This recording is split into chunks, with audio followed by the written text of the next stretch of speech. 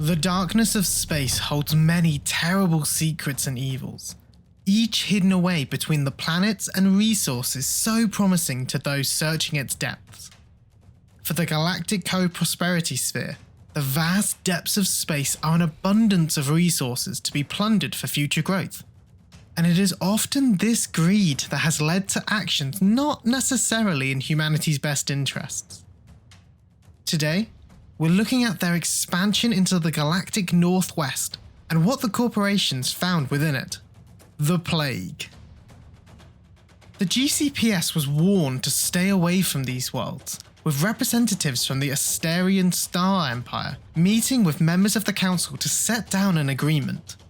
In return for the corporations respecting the Asterians' borders and warnings of the area that they called the Death Ark, Asteria would refrain from military sanctions. A treaty to make peace was laid down, and the dangers of this forbidden area of space given.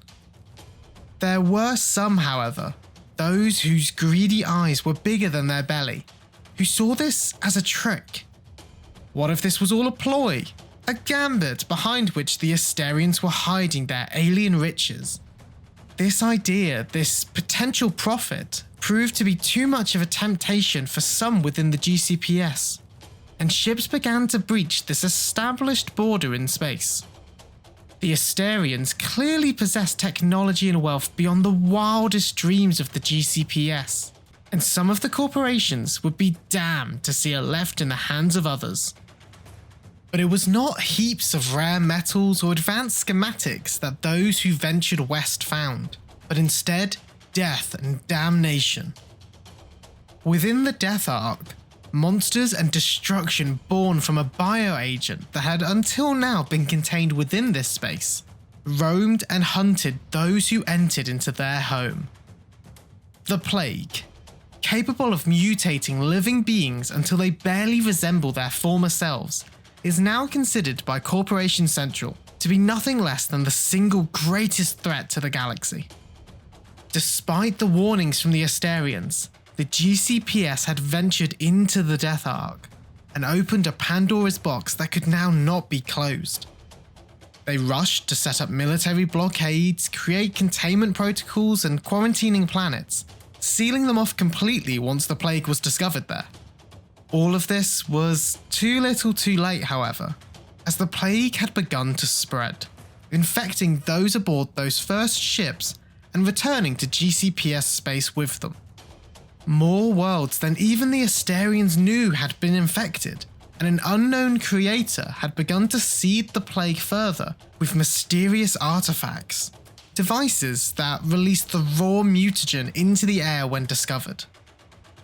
These artifacts and the threat that they pose are taken so seriously by the GCPS that the system that they are discovered in is quarantined, declared as a dead zone.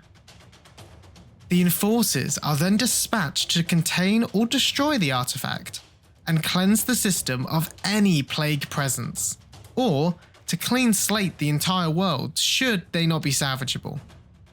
The plague had already taken control of and corrupted dozens of previously GCPS-controlled worlds, with some star systems now fully under its control. With each world taken, each battle won, their numbers swell, hundreds more mutated monstrosities joining their already sizable ranks to present an even greater threat to the rest of the galaxy. Already, their armies stand as equal to almost anything the other factions in the galaxy can offer. No longer content with being contained, the plague has a taste for space beyond the Death Ark. By commandeering fleets of starships and absorbing and repurposing the military might sent against it, the plague can now travel amongst the stars, hungering and raging and desperate to continue its spread. As tank crews and dropship pilots are infected, these war assets too join the might of the plague.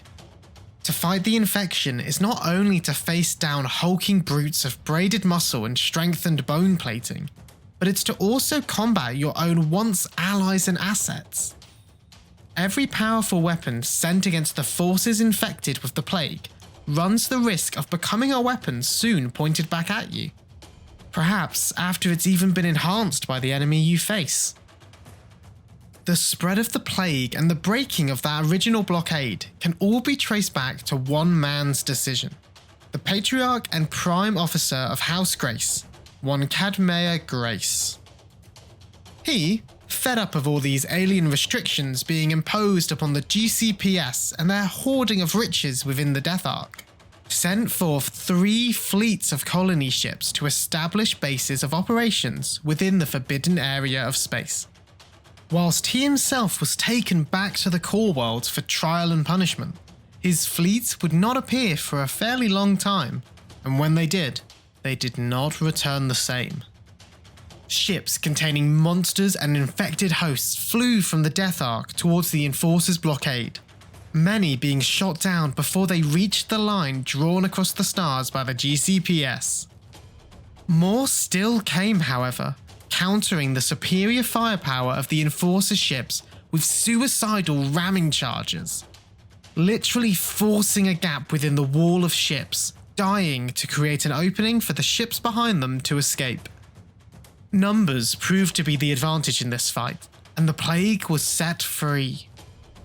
The corporations and House Grace had given it all the tools it needed to escape its galactic prison, and the entire GCPS would come to regret the actions of Cadmaea Grace more and more with each passing day.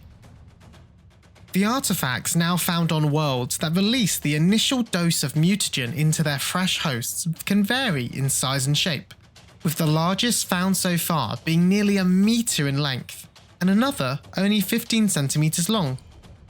All, however, possess enough of the plague to mutate and convert those unfortunate enough to find them into virulent hosts of this insidious infection. These artifacts have been found deep within the Earth by mining expeditions, as well as some simply uncovered on a planet's surface. This has left the GCPS confused as to how old these artifacts are, how long they've been here, or who indeed created and placed them across the galaxy. Regardless of their source, the bioweapon they contain is a death sentence to any race who finds them, save, strangely, for the Orcs. For some unknown reason to the other races, the Orcs seem to be immune to the plague's infection.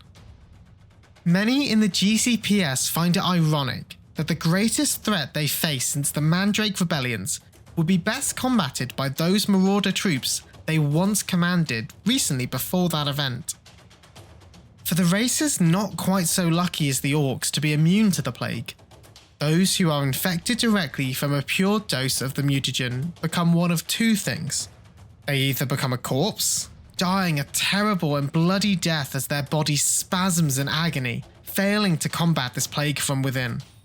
For those who survive this, for those who take to the change the mutagen brings, their bodies twist, grow and shape into what is referred to as a Stage 1 infected. Often referred to as Plague Lords, these creatures tower over humans, their muscle mass and skeletal structure stretched and enhanced, their bones penetrating through their skin to form hardened plates of skeletal armor. The process creates a 13-foot tall brute plated with natural spiked armor that is capable of deflecting small arms fire.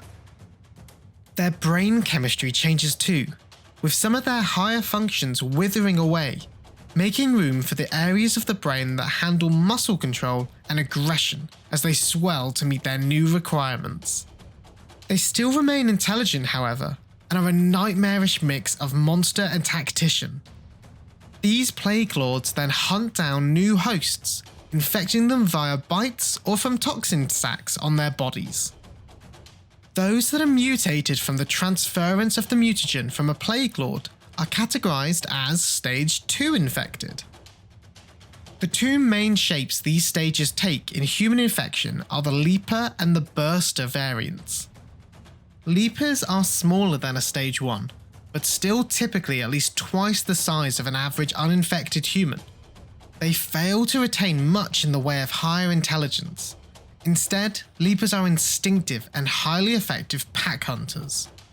While similarly armoured to the Plague Lords, Leapers are much faster, capable of literally leaping across a battlefield before tearing apart their enemies in a blood frenzy. Bursters, as their name might suggest, are swollen with infectious material, a lot of which is stored in boils and blisters all over their body.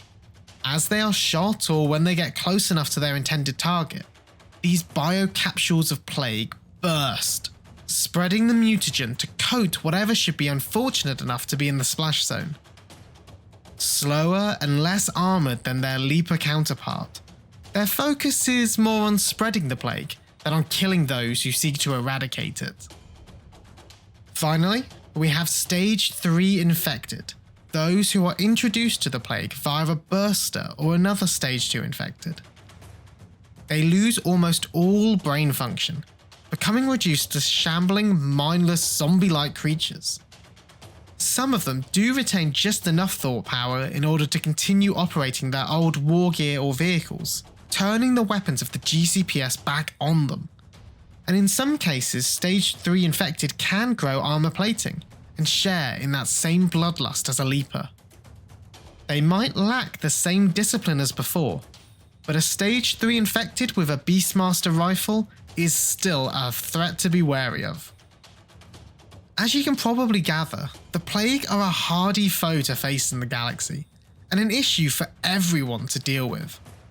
Whether they would have broken free of the Death Ark eventually, or if the artifacts would have been discovered and the Plague started spreading anyway, it doesn't really matter. The Plague are here now, and they mean death for everyone else in the galaxy. If you've enjoyed the video and want to see more Mantic content on the channel, or if you've got an idea of what we should cover next, let me know in the comments below. Don't forget to like and subscribe if you want to see more content like this. And as always, thanks for watching, and I'll see you next time.